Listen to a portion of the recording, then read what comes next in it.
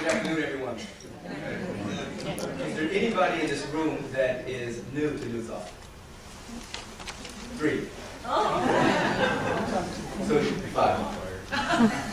So it's wonderful to speak to the choir again. Allow us to rejoice in the New Thought principles as a way of life, a way of being, a way of transforming ourselves as we continue to grow to be more, never less than our true self. As we think about or speak about the indigenous cultures, we're thinking about individuals who were the very first environmentalists, individuals who represent a way of living that, as Dr. Frank was already speaking about, that did live in harmony with the planet, lived in harmony with nature, did not see a sense of separation between them and Mother Earth, the flowers, the trees, the rivers, and all of life. And so in terms of reconciliation, in terms of New Thought, we're speaking about shifting our perception to embrace the consciousness of the original caretakers and that particular mode of being in the world, and doing what is necessary within the highly industrialized thought to make a shift so that more than mere apologies are given, that there's really a shift, a radical shift in our awareness and then in our actions. When we look at the way individuals have been displaced over a number of years through highly industrialized societies, they did not necessarily share or put into practice some of the things that we believe are practiced today. We speak about unity and oneness, and we speak about being at one with each other, that there's no separation, that there really isn't another, that each and every individual that we see, whatever culture, whatever background, they are a dimension of our own life, so there's no separation. However, if that had been in effect, if that had been a spiritually realized state of being, certain decisions to displace people for economic reasons would not have even been made. If we had said to ourselves, if these individuals were our family, would we be treating them in this way? If we were related to them, would we be treating them this way?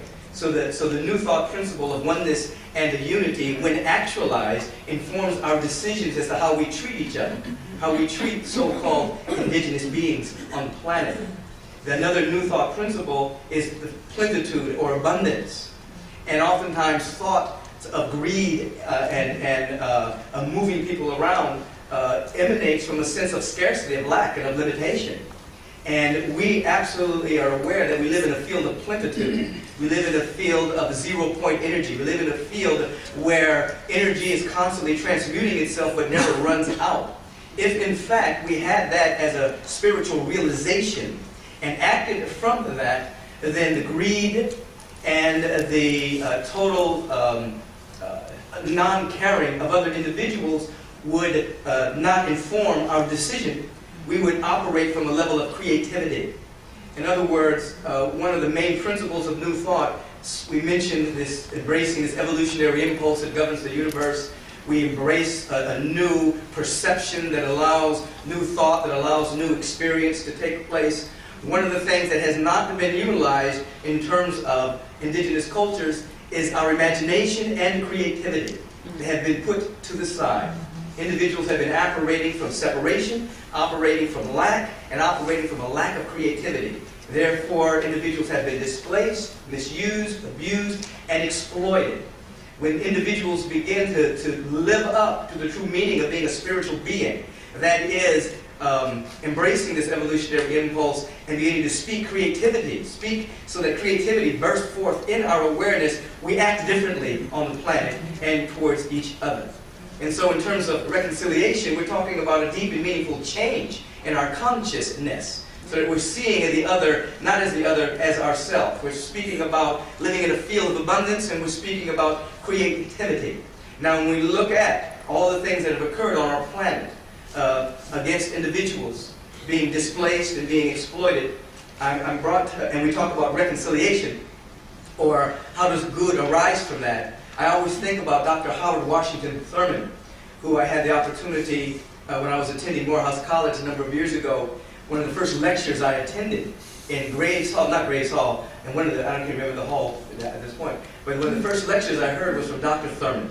And the title of his talk was The Benefits of Slavery. Oh. And being a young 17-year-old revolutionary, I was a little I wasn't really ready to listen to this type of lecture. And so me and my cohort sat in about the 5th row right in the middle so we could challenge this old man and what he was about to tell us about the benefits of slavery. And as he walked up to the platform and received a rather long introduction, and he began to speak, and his cadence was slow but very powerful. And there was a silence and there was a power emanating from his being that at that time I really didn't know what I was witnessing or feeling, but it engaged me. And he began to speak about the slave trade. And he began to speak about these Africans being stolen from Africa and spread out around the world, ending up in West Indies, ending up in the United States, England, Jamaica, etc. And he began to speak about the African mindset of being this whole-brain mindset that thought from a very creative space. And he began to talk about the fact that though slavery was a very nasty aspect of human history, that these individuals were placed all around the world, individuals that could think from the right side of the brain very naturally, individuals who had a natural sense of compassion and a deep sense of forgiveness, that at such a time, these qualities would be very necessary for the evolution of our species. So that slavery was a very nasty thing. That as we look forward into the evolution of our species, this mindset was scattered around the world, speaking to the fact that all things were working together for good, for this mindset of compassion, deep forgiveness, being able to think creatively, and be able to think from a sense of spontaneous goodness was now all around the planet.